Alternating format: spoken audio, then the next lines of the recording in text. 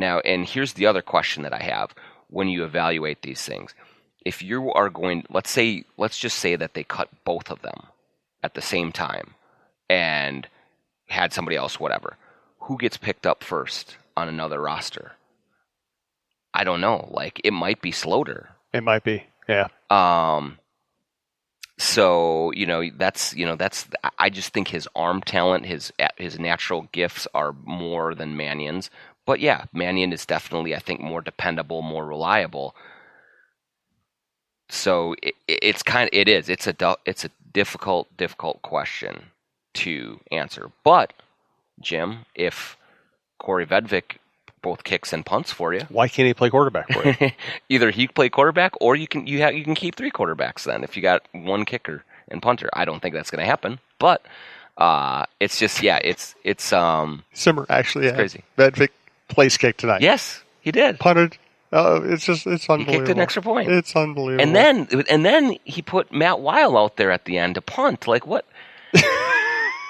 What's he doing? I don't know. I can't figure that part of it out. I have no idea. Let's thank Tony Hoaglund, Hoaglund. He's my State Farm agent. He's Michael Russo's State Farm agent. He should be John Krawczynski's State Farm agent. We might have to introduce these guys at some point. Thanks, Tony, for all of the support of this show and the network.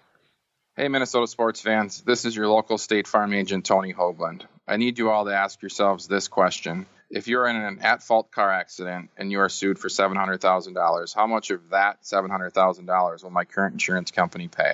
If you are unsure or can't answer all $700,000, you need to give us a call. State Farm has been number one in car insurance since World War II and number one in homeowners insurance since 1964. For a no-obligation review of your current policies, call us at 763-421-4900 or check out our website at www.champlininsurance.com. Speaking of people having big games that might not mean anything, I was hilarious. I'm in the press conference with Zimmer afterward. I asked him some vague question about Treadwell and Sloter, and he basically said we're showcasing Treadwell, and all of us we're all just picturing, we're all picturing Zimmer in the back going, "No, you're not. Can't say it out loud.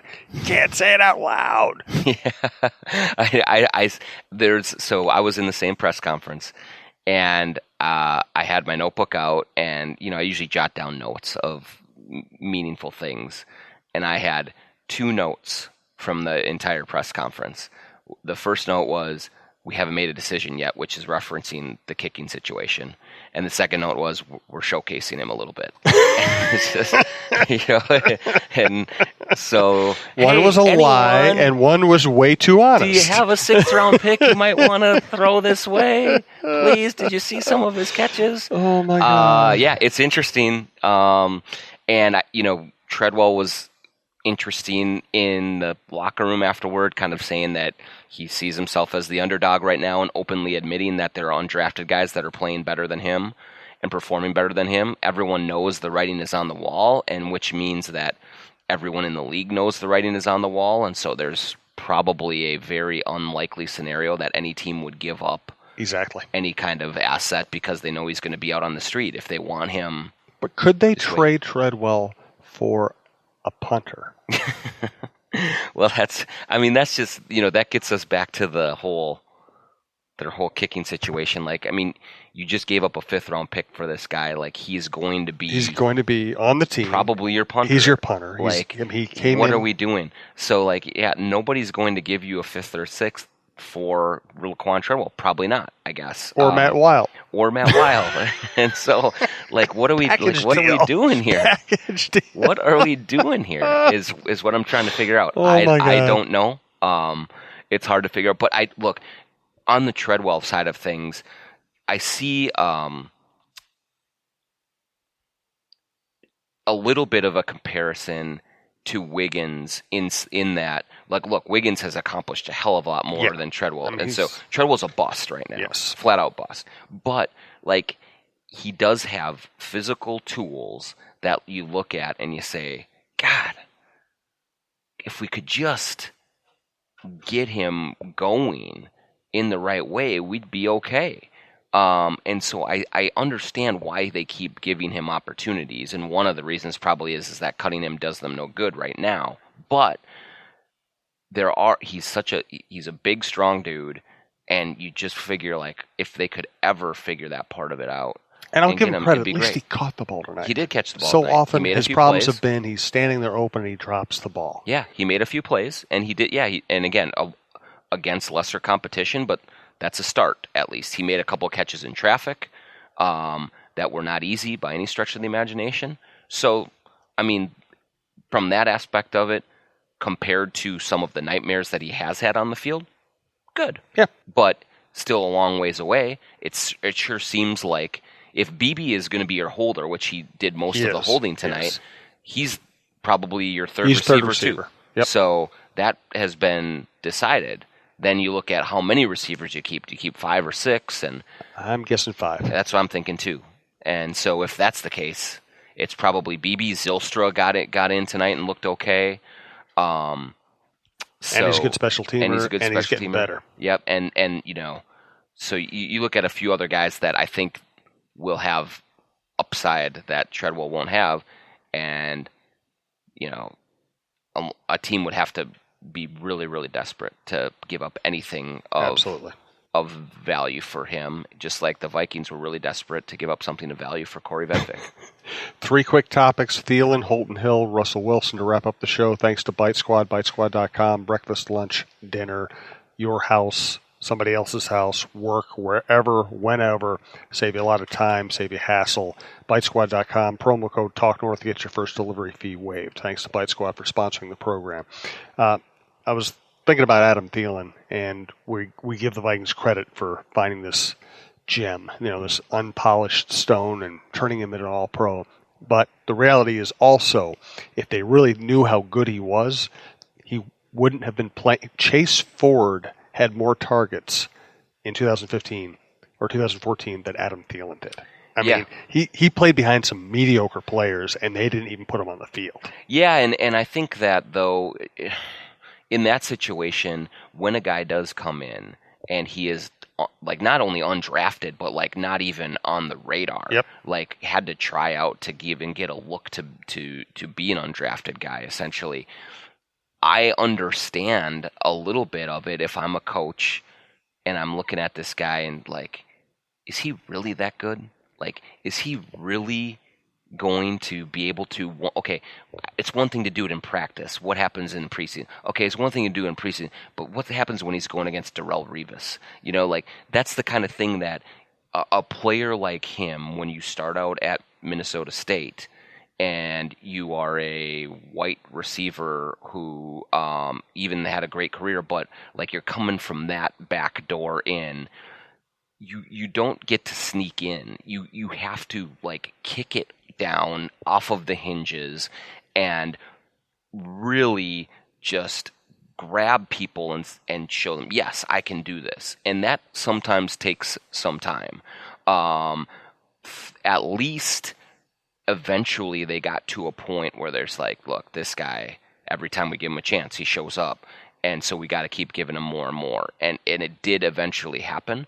But yeah, it did take a little while. He was playing behind some people he never should have been playing behind, but he was coming from so far off of the map that I can't really say like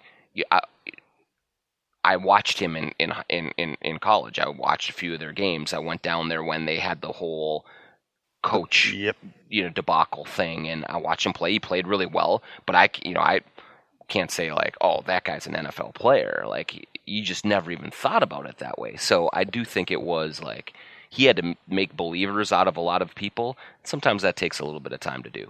Holton Hill has been suspended for the first 8 games of this season, and then he spears Lynch in the helmet, a really brutal head-to-head hit.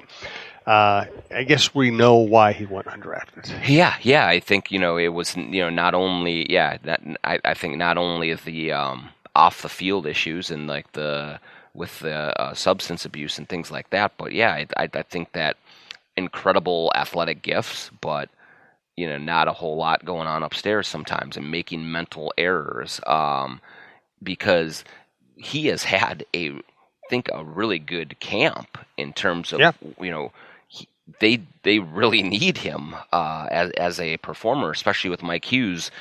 I don't think anywhere near coming back.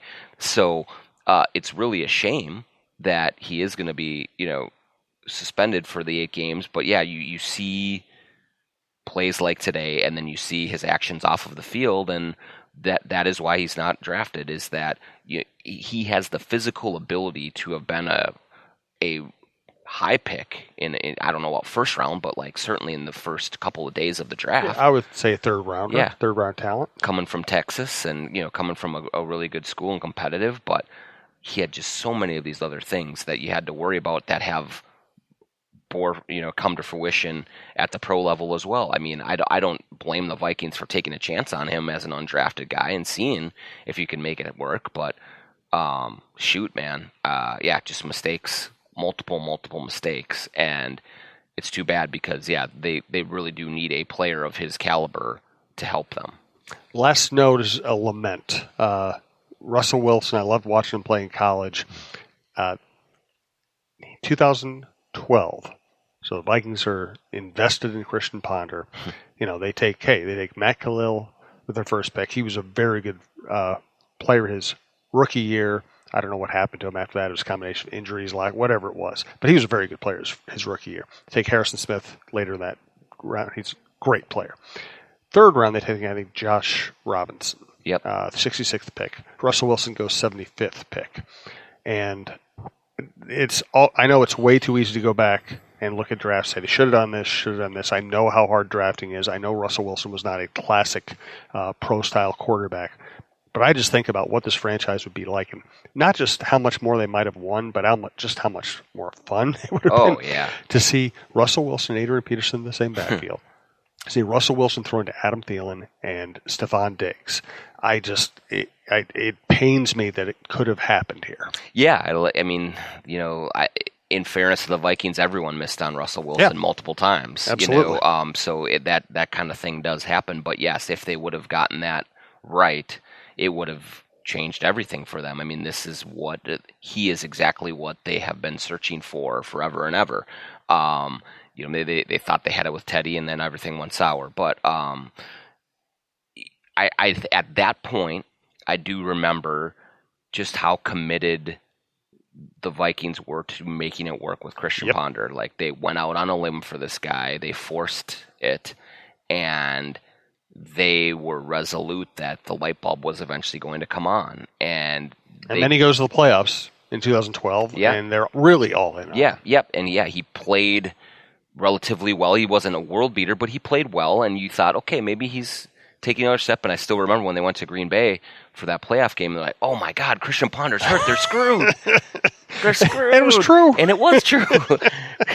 I still want to, I know what you're going to say. Another podcast is, why did they run the same offense with Joe Webb as they ran with Christian If you remember, first drive right down the field. Just college-style option offense right down the field, and then they gave it up. And I was like, bleepity bleeps. I mean, someday, we got to get somebody, we got to get the Wonder Woman, rope of, that she gets to put him around the lasso Lariat of truth or whatever it is, and put it around Leslie Frazier and everyone else. And what the heck were you doing?